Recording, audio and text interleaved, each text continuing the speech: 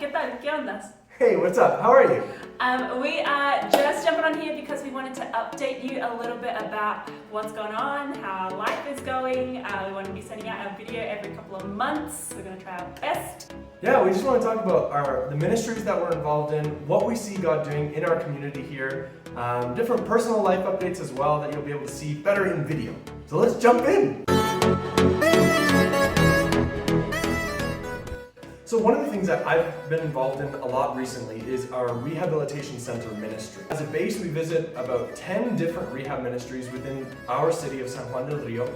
And I go to one on Mondays and Fridays. It's a youth rehab center, so all of the guys are between 13 and 18 years old. And they're struggling with alcohol or drug addiction or behavioral issues. And it's been a real privilege really just to see how God has got a hold of their hearts. A lot of them are very into reading the Word. We've given them Bibles and they've been able to study it. The other day, one of the guys had been just dealing with some emotional issues in the evening, and one of his friends from the center came over and just sat down and started reading from the book of Genesis to him. And he said he just felt this overwhelming peace come over him. And we know that that's one of the things that the Word of God can do. It can just bring peace. God brings a peace that we can't understand. And so it's so encouraging just to see how God is working in the lives of these young men who are seeking Him. And so if you could pray with us, just that God would continue working in these young men, and that as many of them are getting ready to leave the center, leave the program, that the work that God has started, He would continue in them. So something that I have been involved in recently is the School of Leadership and Ministry Development. When I was a student in the school a few years ago, it completely changed my life, really helped me to establish a solid ministry that has lasted, and I've seen fruit of this school, and so it's a huge privilege to be able to be a part of it, to be able to help facilitate it. I've helped prepare for the school, I have been translating some of the classes, doing one-on-one discipleship, and also been helping the students to blend the ministries to be able to establish a ministry that will last and have a lasting impact, not just for this generation, but for other generations as well. We have people that are going to be working in education, others in business. We also have a bunch of people here that will be a part of the team that will be establishing a new island base in the Huasteca Potosina, which is another part of Mexico. So it's just a huge privilege to be able to be a part of all of these different things that are going on. So, we got married. Yay! We got married back in March here in Mexico. We were able to celebrate with our friends and family down here, which was lovely. We had a beautiful day. And yeah, it was a lovely time. We did get to go see another part of Mexico. We got to go to Oaxaca for our honeymoon, which is really, really lovely. And now we are living in a place that is about a 10-minute walk from the base. So we will be giving you a house tour soon. And we're loving it. It's so cool to be able to do ministry alongside one another.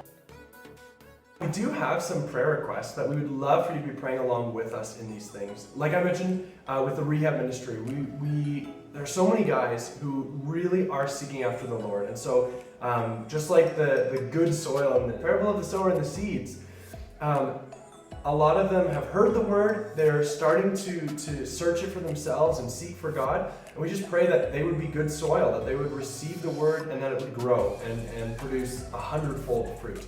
So that's one big thing. Another thing is we are really still trying to get our Mexican residency. It's been a struggle. We're just working on it. We're taking steps forward to try to get it. So if you could just pray with us that God would open the doors for us to be able to get that residency. That will allow us to stay in Mexico for longer, so we won't have to leave very often, because we really do want to be here for a long period of time. We do feel that God is calling us here to minister for the foreseeable future. And so, yeah, if you could pray with us in that, that would be amazing. We'd really appreciate that. Another thing that we would really love your prayer support in is that Matt and I are planning on running the next discipleship training school, the next DTS here in July. We're super excited about it. It's something that we love being involved in. But yeah, just to be able to plan well. You can be praying for the students that will be coming. We already have a few students who are interested, and also be praying for the teachers who will come and share about different topics, biblical topics. Those are the things that we would love your prayer for. Please, and thank you. Thank you so much. We really appreciate all of you. Take care. We'll see you next time. Bye. We are going to give you, no, I don't know what I'm saying. Matt and Bonnie Nickel here. No, I don't think I said that. That's gross.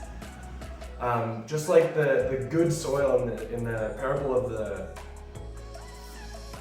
Lost sheep. the parable of the lost sheep. No. We'll cut that one out. What else? But I'm talking about. How about that?